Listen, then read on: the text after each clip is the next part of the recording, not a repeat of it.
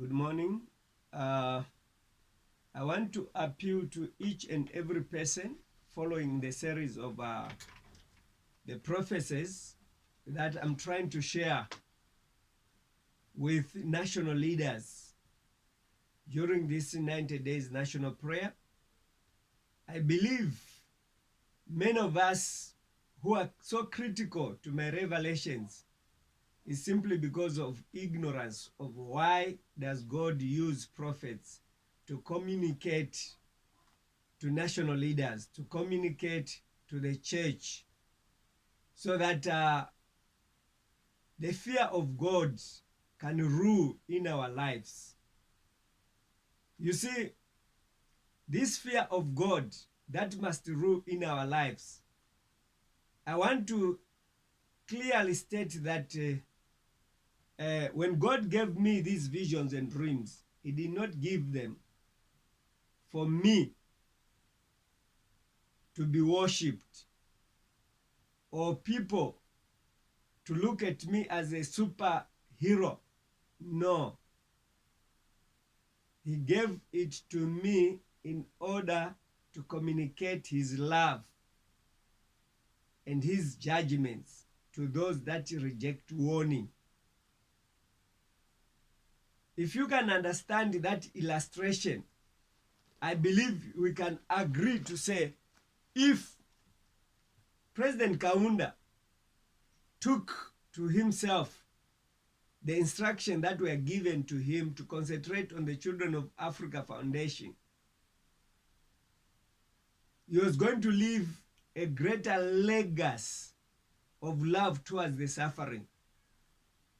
But when he listened to the opposing voices that were against me from the SDA church, telling him that I'm a false prophet, he did a bit and built some houses there, SOS houses for the poor. But he never went critically to the ground to meet the needs of those orphans, orphaned through HIV/AIDS. Now, today, we've lost him basically after he had lived a bit longer, because God gave him the grace to live as he accepted God's warning in 1990 and he stepped down from active politics. Now, when you talk of President Mwanawasa, I wrote 3 letters to President Mwanawasa.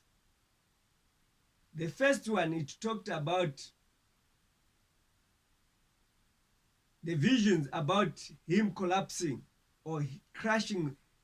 Actually, the first statement that he crashed his chair 3 times. I did not understand because it was a parable. I came to understand that the crashing of his chair 3 times, it was reported that Mwanawasa collapsed in State House, and he collapsed in a state lodge, in a lodge, in a presidential lodge somewhere in Chipata, and the third one, it was in Egypt, in fulfillment of those hitting his chair 3 times. I also had a revelation on President Chiluba erecting an extra house in his State House. And when he was commemorating the opening of that house, which had grass, it failed. That was a parable for the 3rd term. And I told him about that parable. He did not listen to say 3rd term was not God's blessing. I had a lot on Chiluba. Also, when he disembarked from an aeroplane, the people that were supposed to greet him, they didn't greet him. He went to a tap and he drank water. He became drunk, and I saw him being covered in a lot of people in someone's jacket, and he entered into the bus. I followed him. I didn't find him in that bus. That also was actually a vision that was foretelling his rejection. I went and trapped him on the airport. On this day of the airport trap, I think it was a day that he never expected anything. And also, I never expected, where's the airport trap? I had this book here. Perhaps, okay, here it is.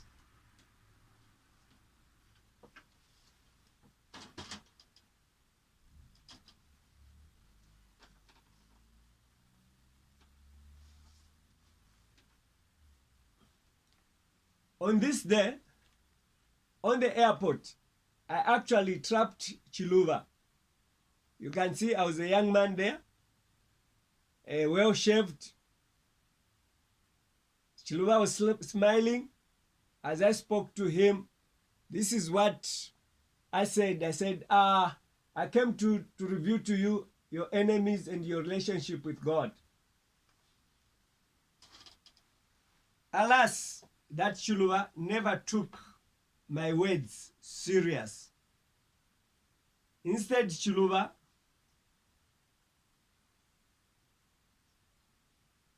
advised Sata to take me to State House. Sata left me there, and Chiluba never made a follow-up. I wrote this book to rescue him from the third term fate, from the Akan prophecy, from the Red Sea predicament prophecy. I was arrested when I made a follow-up with Chiluba after I left the State House in fulfillment of all those visions. When I was arrested, I had a dream, whilst in cells, where I saw someone with a torch searching his house, the wall fence, going around the fence. I came out, I said, Chiluba, though you ordered my arrest, you'll be arrested. I wrote a letter. I have those letters. And the one who was behind my arrest is Emmanuel Mwamba, who I talked to. And he went inside. I thought he was calling Chiluba to come, or he was arranging me to go and talk to him. Never. The only thing was a police baki that came and picked me. It was 4th May, 2002. A year after Chiluba, less than a year after Chiluba left power. The arrogance that rests upon leaders when they have money, they think that God does not speak to them. The same applies with Manawasa. Literally, to Manawasa, I made efforts to meet him through these letters that I wrote to Manawasa.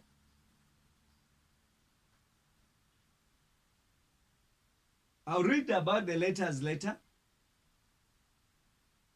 I think perhaps starting from tomorrow, I may look at the letters that I wrote from Chiluba to Chiluba. Or maybe I may start briefly with the first president, Kaunda. But more of Kaunda were face-to-face talks, because usually I could go and meet him so often. So, why is it that I want to address this issue of visions and dreams to presidents? It's because a lot of negative comments on my YouTube, where others, they actually say that I'm actually want to force myself to Hakainde Hichilema. Others, they say, no, I'm actually want attention. Others, they think that I want to be president. Others, they think that I want money. But I want to say to everyone else that thinks otherwise,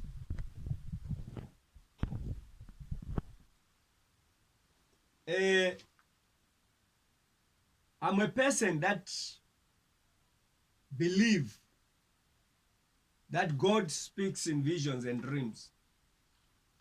I'm a person that believes that there's a purpose why God speaks through visions and dreams. I can explain further to a point that everyone can understand that God actually, by sending me to presidents, he wants the president to do what? To realize the importance of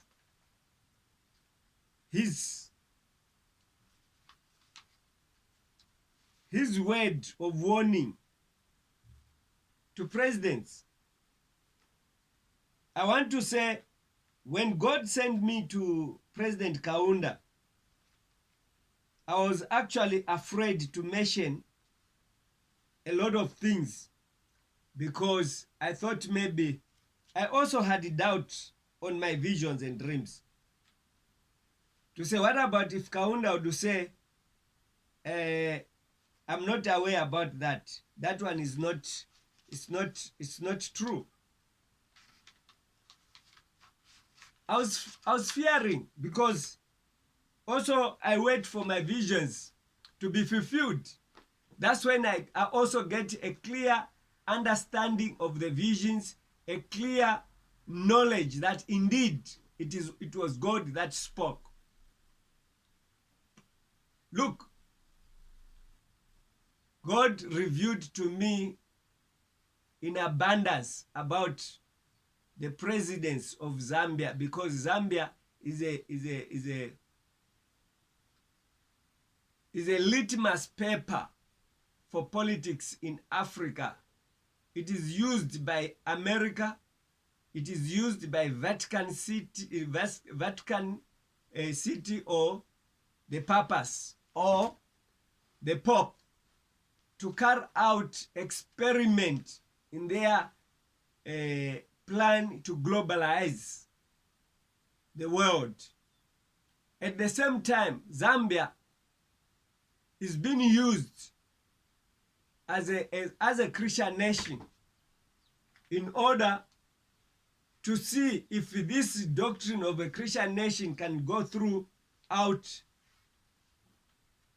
the world, to unite as a Christian nation, because they are trying to dent political leadership, bringing in religious leadership into politics, without understanding that Revelation chapter 13 verse 11, which talks about a beast. A beast is a political power. You can read, when you read Revelation chapter 13, read Revelation chapter 17, you get the meanings. It will start by telling you to say, the beast that thou sawest, or the beast that you saw, was a king or a kingdom. So now, and you further see that the water that you saw are people. So the horns that you saw is the kings. So now, if we have horns on a beast, that is a political kingdom or political kingship. When there are horns on a lamb, the lamb is the Son of God. That means the lamb is Christ, Yeshua, who has authority, been interpreted as horns. So now, when these two major, That means the church and politics, they become one animal, but with different features. Then when it speaks like a dragon. That is Satanism. That's the reason why you are seeing Freemason practicing now openly in Zambia. Freemason practicing openly in America. Freemason, they are being now given. They are no longer secret societies.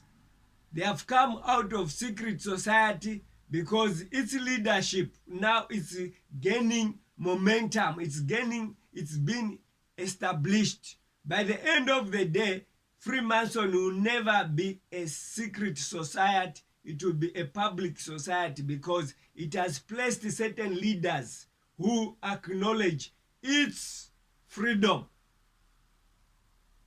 When I say Zambia's leadership, I know the SDA, they are disappointed. My Facebook, during the time when I was speaking about the doctrine manipulation in the SDA church, I used to find a lot of insults. But when I tried to talk about prophets, they always waited to see the fulfillment of Hakainde Hichilema as president. And they looked forward that his coming will actually be of greater advantage economically and perhaps spiritually. But just after being sworn in September, is it a period of about 5 months?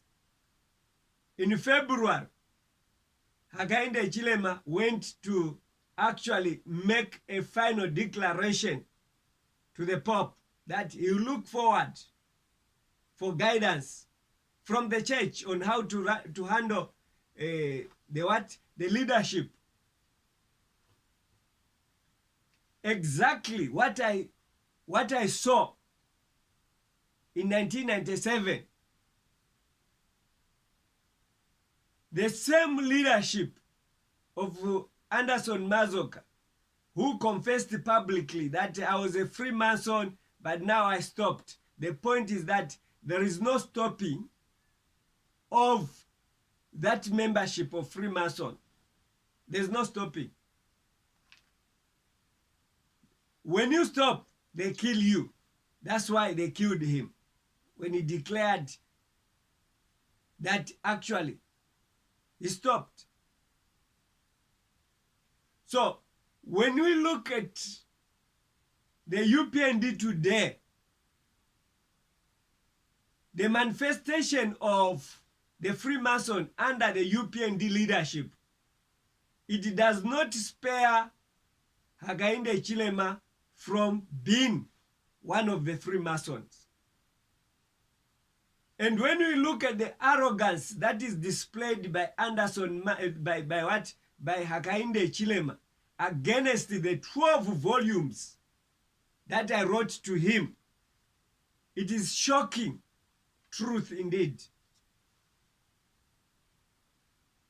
When God speaks the loudest, those who are supposed to be rescued, they also become arrogant the loudest. I'm not fighting Hakainde Hichilema, but it is the same like if the house is gutted and you want to rescue someone who is in the house there. I remember the time when I was preaching, I read a certain story of a woman who went to draw water on his head. He saw the house was actually gutted.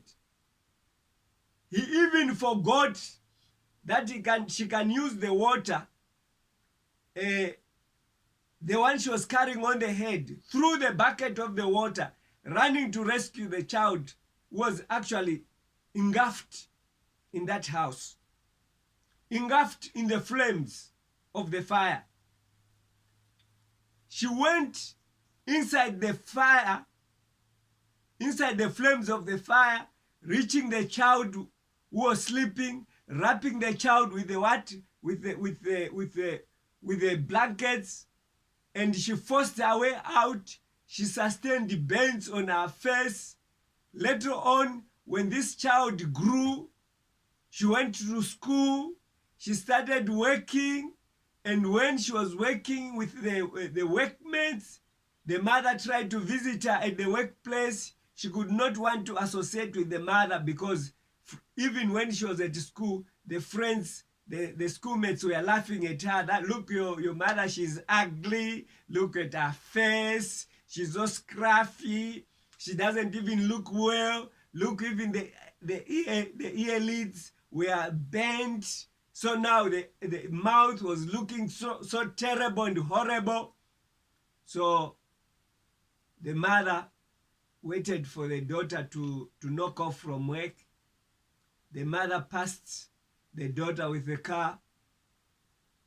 The daughter passed the mother with the car driving home. She followed on foot. When the mother reached there, then the daughter says, "Why are you coming at work? Huh? I'm ashamed of you. My friends are laughing at me." Then the mother started explaining, "My daughter, it is the fire that burnt me, in which I passed through to save you. Without me doing that, you would have been not there today. You could have died. The love that I spent." She was, "No, keep quiet. That was your time. You did it because, yes, but now I can't keep up with you. I don't want to see you." So if I can spend much time on that story, but I'll simply summarize it to say, God says, Hakainde Chilema,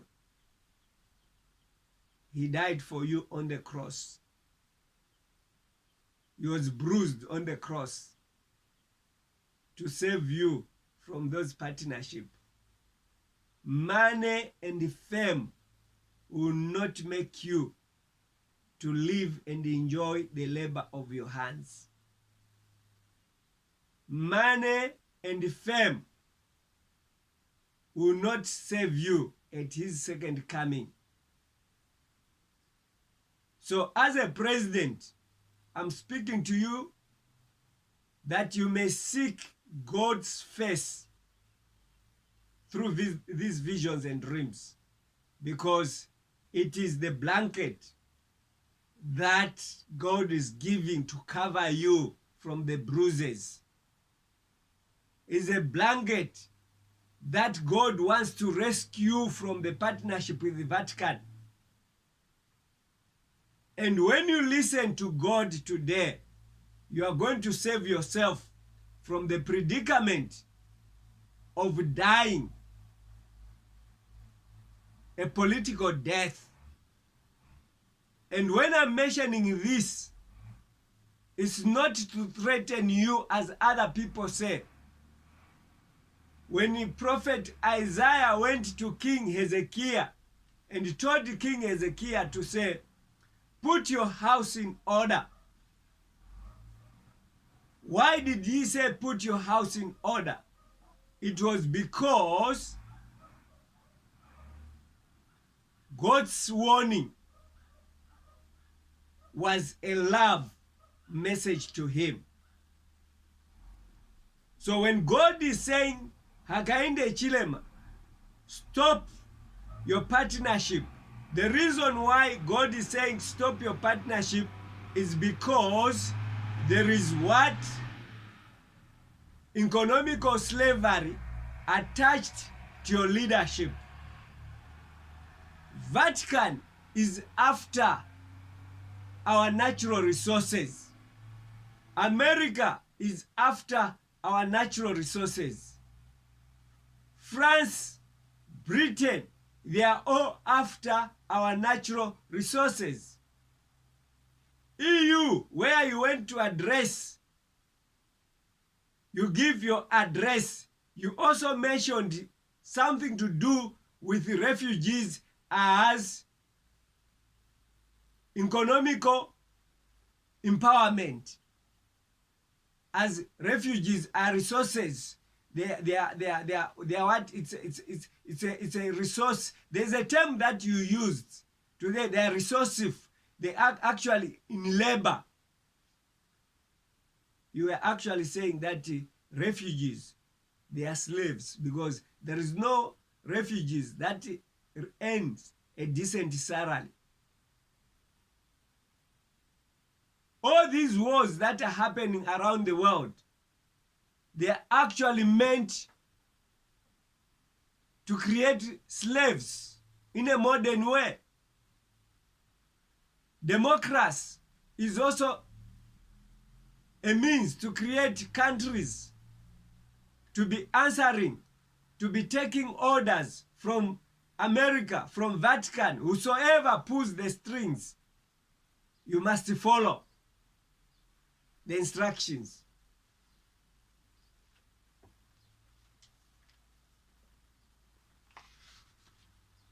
Chapter 5 of this book. This book is the Rescue Operation Pigpen Predicament. President Obama.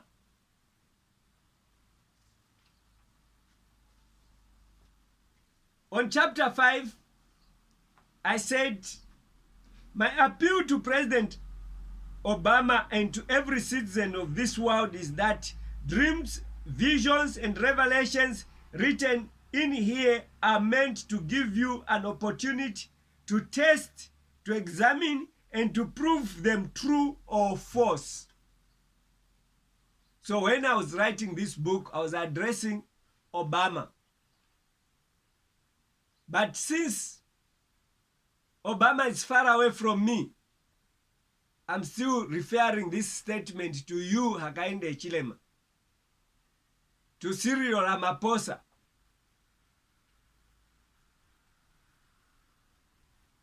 to Ibrahim Traoré, to Jacob Zuma,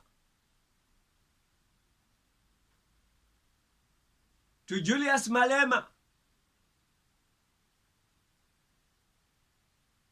to Kasonde Mwenda, also to Christian Kaseba and the Lungu family. Examine these visions, whether they are true or false.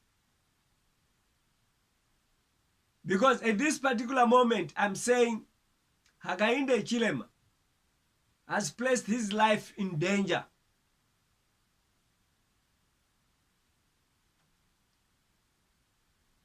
If I say that Hakainde Hichilema has placed his life in danger, I mean it. Because the 6 presidents were warned and they rejected warning and they have died.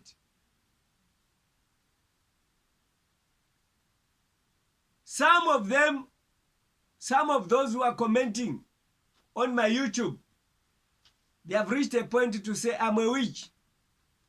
How can I be a witch? Was Jeremiah a witch? Was Micaiah a witch? Was Daniel a witch? Was Joseph a witch?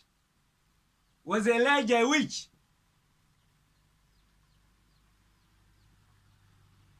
Was Peter a witch? Why do we want to reach a point that we want to reject God?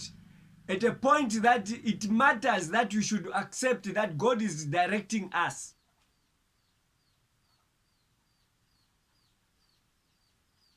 If I was witching this president, for what? Because I've never tendered my name to stand as a president.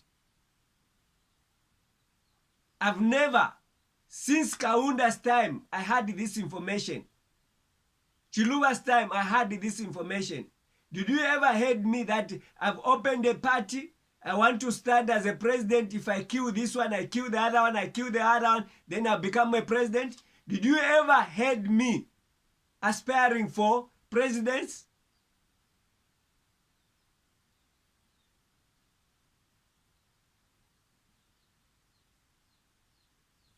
I know people are justifying church and state unity as right. Me, I say, when a politician is a pastor, he must not carry the title of being a pastor into politics or involve the church into politics. Let him go as an individual, not bearing the title of a pastor. Either he can go as an appointed person, like Daniel was appointed. Joseph was appointed. And Joseph became a governor for more than 2 terms. That means 14 years, the 7 years of plenty, the 7 years of hunger. He was a governor, but that does not make the state and the church to become one.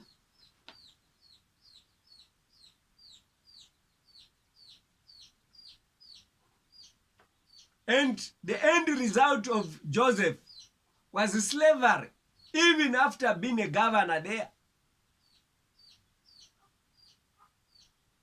So, I want to say that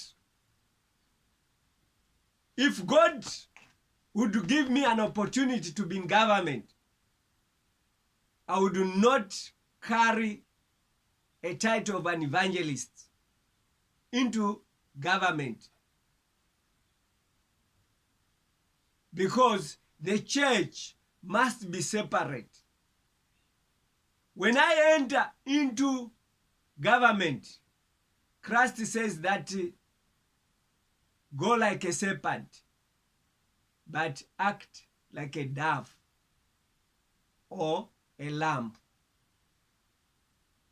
A serpent is a creature that is a dragon,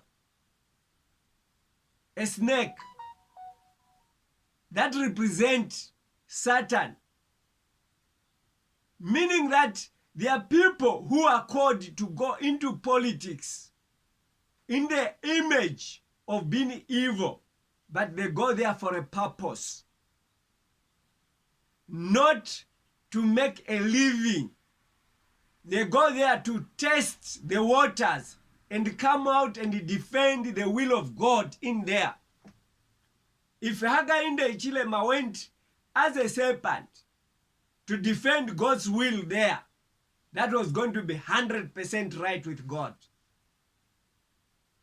But not to say Seventh-day Adventists must also be actively supporting Hakainde Hichilema. Whether it's wrong, then the church remains, say, is our person, we die with him. Supporting is wrong. No, the church must distance. Hakainde Hichilema, they are killing Mfumbwe under his blessings. The church was supposed to come out to say, no, no, no, no, no. We are not with Hakainde Hichilema. The church does not support such kind of leadership. Hakainde Hichilema is arresting everyone who speaks against him using the cyber law. I understand Kambwili was arrested, is it 2 days ago, under the cyber law, just to hinder him from standing against him in 2026.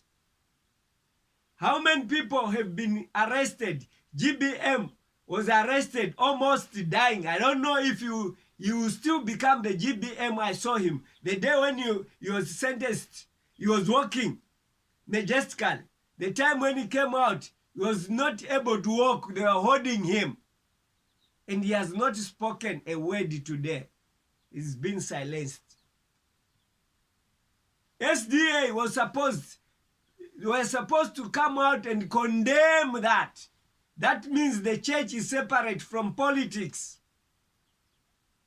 But SDA condones it. SDA continues praising him. They don't see anything wrong with Hakainde. Hakainde, according to SDA, is perfect. A corrupt church. I'm not saying a religious man cannot be in leadership. He can be in leadership, but he must not create politics as a church. He must not unite the church and the politics. He must go as an individual. When Daniel was leading in Babylon, did you see a church board that he addressed as Daniel, a minister or a governor under Belshazzar? No. The church never played roles in those politics. But Daniel alone played his role because he interpreted the mene tekel ufasin. All the other false prophets who were surrounding Belshazzar, they failed to understand the language. Yes, today we can have a lot of prophets that are prophesying on Zambia, that are talking anything about Hakainde Chilema, that are talking anything about the succession of Eddie Kalungu, that are talking anything they want to talk.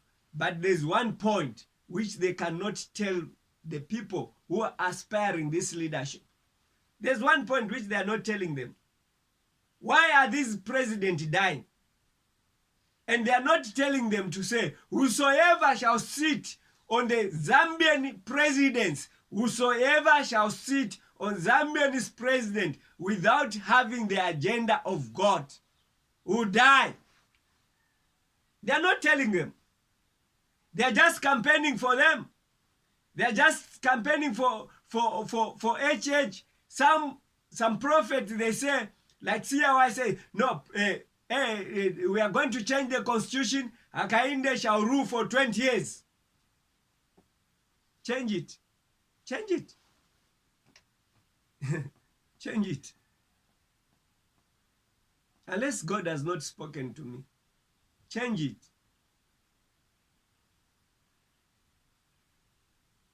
If Hakainde wants to rule for 20 years, today, let him call for a United States of Africa. Today, let him declare that Zambia's economy will be the same like that of Burkina Faso. Let him declare and join Rwandan President Paul Kagame, who has declared to say you rule under a United States of Africa by Ibrahim Traoré. I'll hold him the hand and you have my blessings. I'm not against him. Any president that wants to rule according to God's agenda, if I say that he needs my blessings, it's not my blessings, he needs God's blessing. And people want to criticize that point, that I want to draw attention. I don't want to draw attention. When Samuel was sent to go and anoint David, was he drawing attention? To be anointed is to be protected from the demon that is killing the president in Zambia. It's no longer physical. It's the spiritual. You know, when the president of Zambia is cursed, when the president of Zambia is cursed, it means whosoever shall sit there, regardless of how many prayers you have, but as long as you don't have the understanding of the message that God has given to president, which has been rejected by these 6 presidents. No matter how pastoral calling you can define yourself to deceive Hakainde Chilema, to say, we are going to pray for you because I'm president of America, American SDA conference. I'm the biggest in the whole world. I'm the one who talked to Ellen White. I'm the one who got the mentor of calling from Ellen White. My children, they were with Ellen White. It won't help you. God gave me the message, which was rejected from the first president, the second president, the third president, the fourth, the fifth, the sixth. I have evidence, and that evidence, you have it yourself. I have letters, which I distributed even ZNBC. I distributed them to movie TV. I was interviewed in 2007 at movie TV. The same message, I've not changed anything. That is evidence that I have the key to pray for a leader who should succeed Hakainde Hichilema if he refuses to take this warning. I'm not forcing anyone. I'm not forcing. If you want, you can go without my recognition and meet it. And I don't want to say, if you lose your life for cleaning on something that has been cursed, the only way Zambian president can stop dying after serving their terms of office or before completing their term of office is to tie the ties with the Vatican seat. When you say no more Vatican authority leadership in Zambia, then you are done. You save your life.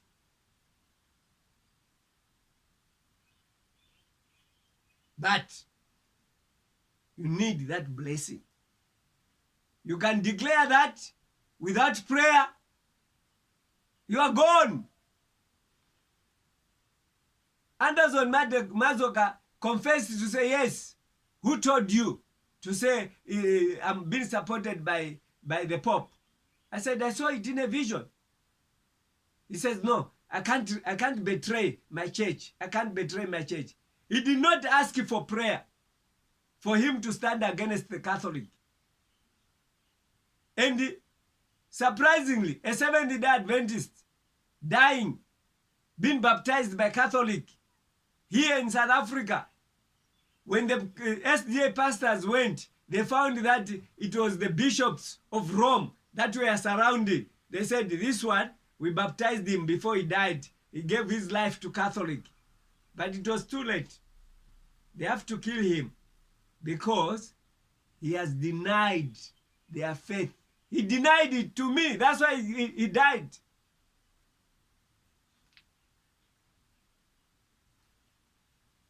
Don't take a decision to fight Satanism without taking the blessing from the warning that God has given you.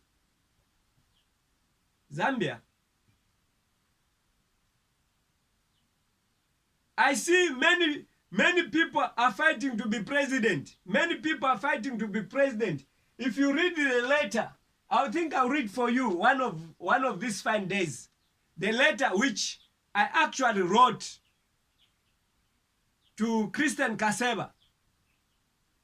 I think one thing that must be sure is Hakainde, I understand Christian Kaseba is in your government as an ambassador somewhere. Kindly call Christian Kaseba Sata, the first lady, the first formal, I don't know how you pronounce your political position, the first lady under Michael Sata. Mrs. Sata Kaseba, I wrote to her and told her to say, Miss Kaseba, you are a widow. And she called me and says, why are you saying that I'm a widow? My husband is alive. I said, I saw it in a vision. No. Whatever she said, I did not hear it properly because I was inside City Market there. She shouted at me to a point that I realized that this is a war. But she was supposed to humble herself and called me to say, can you come? Explain yourself. Why are you saying I'm a widow? Well, it's my husband is still around. I was going to explain to her. And I was going to pray for the husband. And the husband was going to heal. I miss that. You're supposed to be here with me. I want to say that when God speaks, he does not speak for a joke. He speaks. And what I want to tell you to say, there are people who think that the Holy Scriptures, the book of truth, the book of prophets, that has been brought to us as a Bible, it does not lie.